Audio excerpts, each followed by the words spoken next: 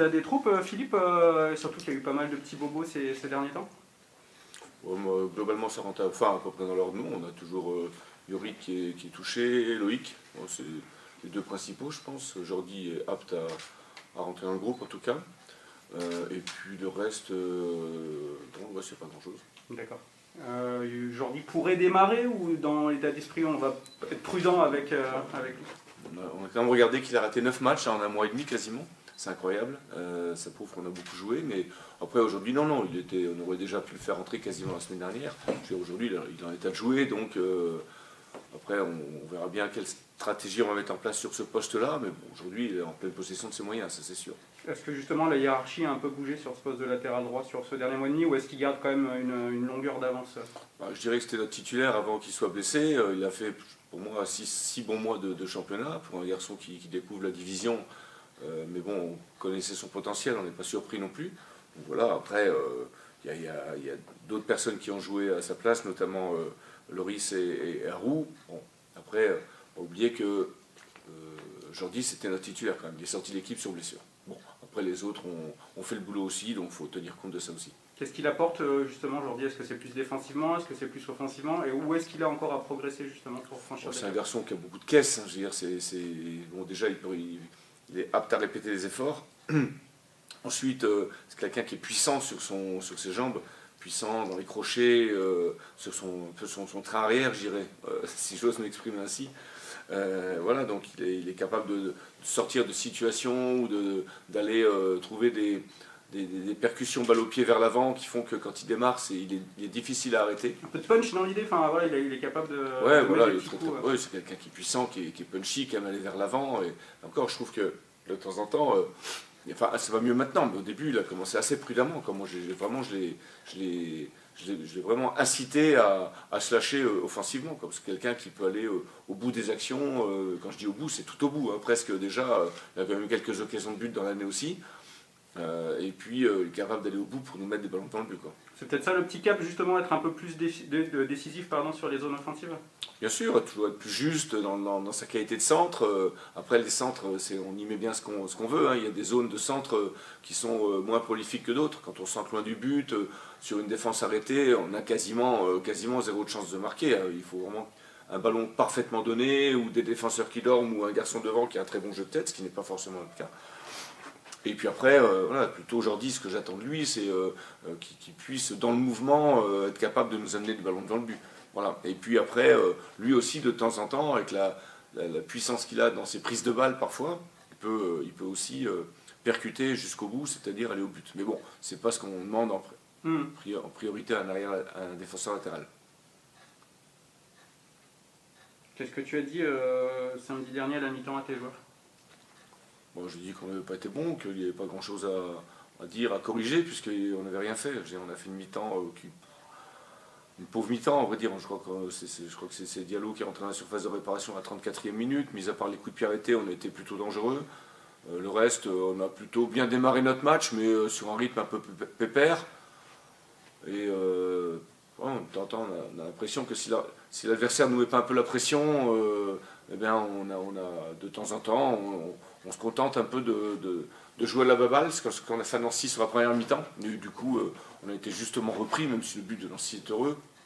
On est aussi fautif là-dessus, dans la manière de s'être laissé transpercer par notamment la percée de Karamoko. Mais bon, voilà, globalement, deuxième mi-temps, on a vu un meilleur visage. Après, c'est vrai que la rentrée de Jesse nous a fait du bien, ça c'est une évidence. Mais on note, par exemple, ne serait-ce que la position d'Amanu Pérez entre la première mi-temps et la deuxième mi-temps, elle est symptomatique de notre deuxième mi-temps, c'est clair. Il était au cœur du jeu, il a pu orienter, Jesse a pu jouer un petit peu plus haut, tirer un peu les ficelles. Et puis après, tout le monde s'est mis un petit peu en branle, quoi. C'est un discours, ça, sur le double visage qu'on entend un peu plus souvent, on l'avait entendu après Ajaccio. Est-ce que tu penses que c'est un peu plus difficile quand même pour le GF38 en 2021 que sur la première partie de saison? Ce que je vois, c'est que quand on n'est pas suffisamment acteur, je veux dire, on fait des matchs moyens. Ça a été aussi le cas sur quelques mi-temps à domicile, je dirais.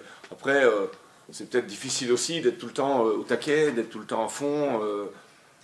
Donc, voilà, faut pas non plus. Je pense qu'on a plutôt fait, on a fait plus de bons matchs que de mauvais matchs ou de matchs moyens.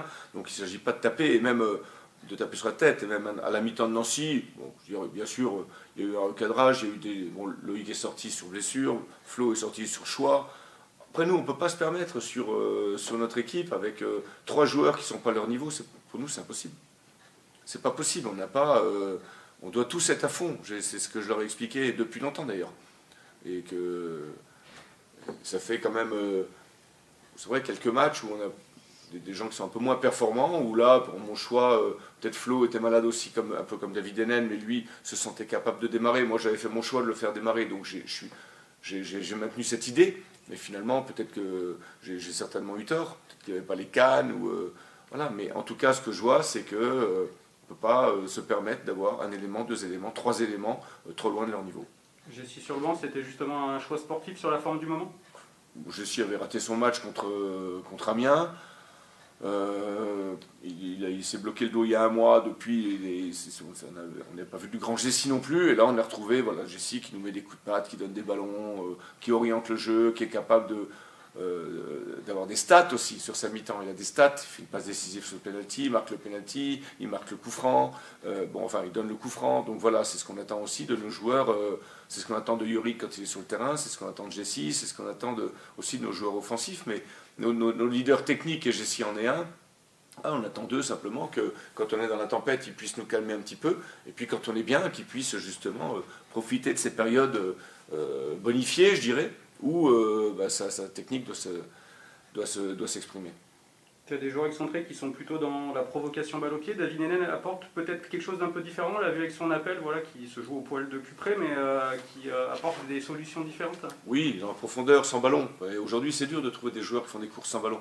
Aujourd'hui, tout le monde veut le ballon dans les pieds. C'est devenu un petit peu, au fil des années, les excentrés, c'est souvent comme ça. C'est des bons manieurs de ballon, des dribbleurs, des gens qui sont dans la percussion.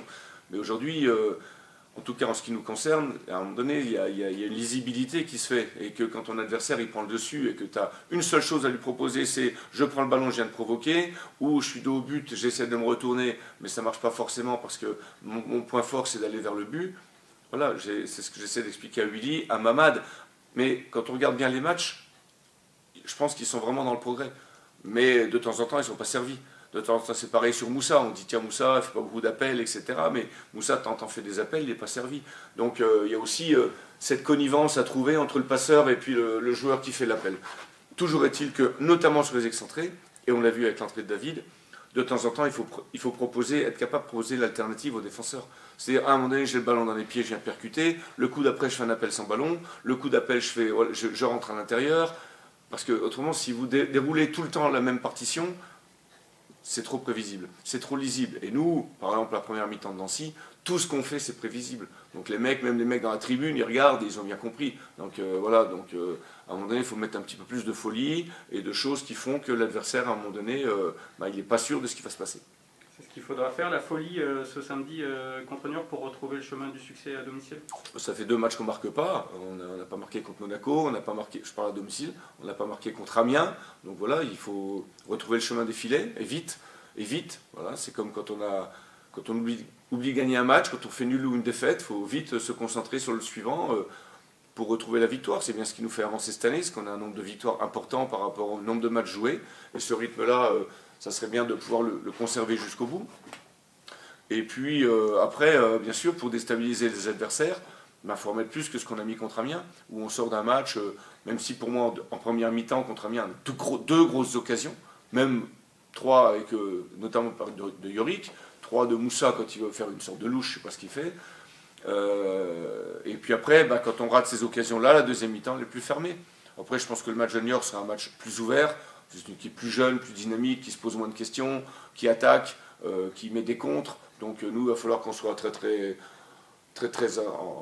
attentif à ça, puis qu'on soit capable de la déstabiliser. Quand vous voulez déstabiliser une équipe qui vient a priori organisée, en tout cas c'est la dernière équipe qui est venue ici, c'était Amiens, je connais bien Oswald, très organisée. Si vous ne mettez pas un peu de folie dans le match, vous n'y arrivez pas. Et mettre de la folie, ça veut dire aussi prendre des risques. Ça veut dire se désorganiser, envoyer ses latéraux, plonger. Il faut à un moment donné dépasser le questionnement, qu'est-ce qui se passe si on perd le ballon. Parce que si on a toujours ça dans la tête, ça ne va pas. Tout à l'heure, Manu Pérez en parlait. La folie, c'est possible de la mettre avec l'état de la pelouse actuelle au Stade des Alpes? Pour nous, c'est un handicap. Ça, de toute façon, c'est clair. Après, on ne veut plus en parler parce que ça revient, c'est comme un sale refrain. Mais je veux dire, à un moment donné, c'est clair qu'on nous demande de déstabiliser l'adversaire, de faire des choses. Par contre, on joue sur un terrain en carton. Donc, je veux dire, à un moment donné, c'est plus compliqué de jouer juste. Parce qu'à un moment donné, quand tu as beaucoup de monde devant toi, tu es obligé de jouer juste. Et pour jouer juste, il faut pouvoir jouer en une, en deux. C'est pas tout le temps être obligé de contrôler ton ballon parce qu'il rebondit sur des modes de terre. Donc pour nous, c'est un vrai handicap qui nous oblige de temps en temps à avoir un jeu un peu plus vertical parce qu'on est moins dans la prise de risque dans notre jeu de passe. Et qu'un jeu plus vertical, ça veut dire aller toucher tes attaquants dans les bonnes zones, aussi dans les bonnes zones du corps. Pas tout le temps sur la tête, mais poitrine, etc. Et c'est pas forcément notre fonds de commerce, c'est quelque chose qu'au fil des semaines, on n'a pas vraiment ajouté à nos possibilités de jeu. Donc voilà, bon après, c'est malheureux, mais c'est comme ça, enfin c'est malheureux, c'est dommage, parce qu'en plus, on a déjà des conditions difficiles dans la semaine, et quand on joue chez nous, on n'a même plus le petit sucre d'orge du samedi, quoi. Tu l'as déjà un peu dit sur Niort, en gros c'est une équipe qui n'a pas de pression au niveau du classement, qui est joueuse et qui a des joueurs de qualité, on peut résumer comme ça cet adversaire? Exactement, ils ont des bons attaquants, ils ont un buteur, ils ont des jeunes joueurs qui sont très très dynamiques, des garçons qui sont là depuis longtemps, Kemen, Luzer, d'autres, Jacob, donc on sait que offensivement, faut faire très très attention, et puis je trouve que quand on les regarde jouer, c'est plutôt leurs matchs ils sont plutôt agréables à regarder parce qu'il y a toujours du rythme. Parce que des fois tu te tapes des matchs, mais nous on y est aussi, je me mets dedans. Tu te tapes des matchs, au bout de 10 minutes, tu as envie de fermer ton ordinateur. Donc quand on regarde jouer les Chamois-Niortais, voilà, c'est. D'ailleurs ils l'ont bien fait contre nous quand ils se retrouvent à 10 pendant quasiment une heure, je pense. C'est une équipe qui a beaucoup travaillé, quoi. Alors on a eu quelques occasions, c'est vrai qu'on aurait peut-être pu gagner là-bas, mais en tout cas, il faut reconnaître leur capacité à avoir géré cette infériorité numérique avec une débauche d'énergie. D'ailleurs, les mecs sont sortis, ils étaient défoncés, il faut vraiment leur tirer le chapeau. Voilà, donc je m'attends à un match plutôt vivant, et puis comme nous, on n'a pas trop envie de se prendre la tête non plus, j'espère qu'on pourra donner quand même un spectacle un peu plus sympa. Je parle de nous, je ne parle pas de l'équipe adverse, que notamment le dernier match contre Amiens.